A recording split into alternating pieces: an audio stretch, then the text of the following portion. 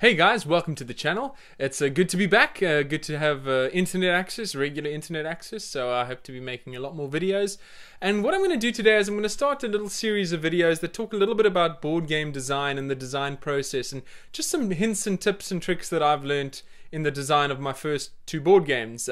First one being called Wastelands, Tribes of the Apocalypse, which should be coming out in the next 2 months or so, and the follow-up one being called Cake Wars, about dueling bakers, which would come out another 2 months or so after that.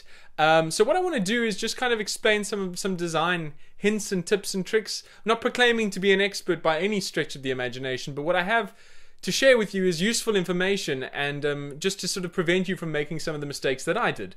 So the first hint I'm going to give you today is to trim the fat. So what do I mean by trim the fat? I mean cut out every conceivable thing that convolutes your game in an unnecessary way. Anything that makes the box bigger than it needs to be, anything that makes the rules more complicated than they need to be, anything that'll eventually push the price up of the game beyond what it needs to be. And I figured this out in designing Tribes of the Apocalypse, because basically what it is, it's a worker placement game, and all of the sort of locations on the board and their different ownership abilities, it'll make more sense when you see the game. But basically what I had was a board with a bunch of sort of printed abilities on it, and what people would do is in the setup of the game you'd lay out your locations, which were cards on that board. And then I started thinking, and I thought to myself, well, you know, everything that this board is doing can just as easily be done with cards.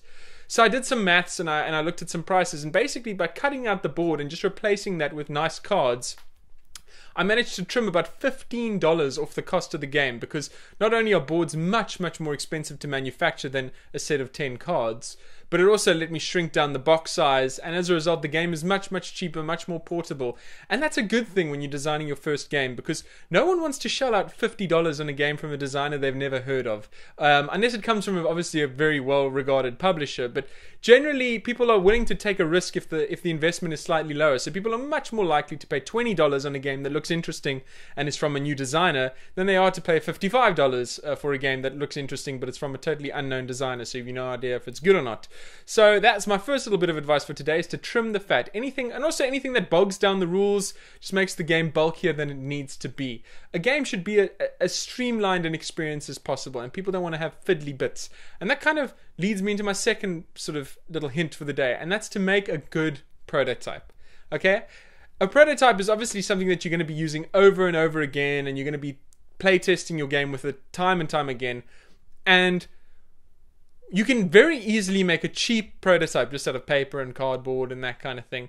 And that's what I did for Wastelands. But the fact of the matter is, this thing was horrible to play with, because it was all just these paper bits and they all looked the same, and it was just a mess, and it was very tricky to maintain. There was lots of upkeep between rounds and all the tokens were getting confused. So what I did is I found an education supply store that sell these, which is a bag of 1,000 plastic cubes. So I bought 2 of them. They're very cheap. And just having something like this in your prototype, this nice dice, print out your cards and laminate them and cut them nicely to an even size so that you can shuffle them and riffle shuffle them. It just makes the prototype much easier to play. And what will end up happening is that if you have a really gnarly prototype, it'll probably end up tainting people's experience of the game, just because it looks so ugly and it felt so ugly to play. You want to make that prototype as pleasurable as an experience as possible, because you don't want any sort of slightly untrue negative feedback to come to you as a result of the prototype not being of a decent quality, and that can distract from people's enjoyment of the game and really sort of studying the mechanics and giving you the constructive feedback that you need.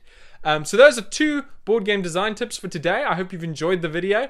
If you did, please like and subscribe and do all of that good stuff. And until the next video, thank you very much for watching. Take care. Bye-bye.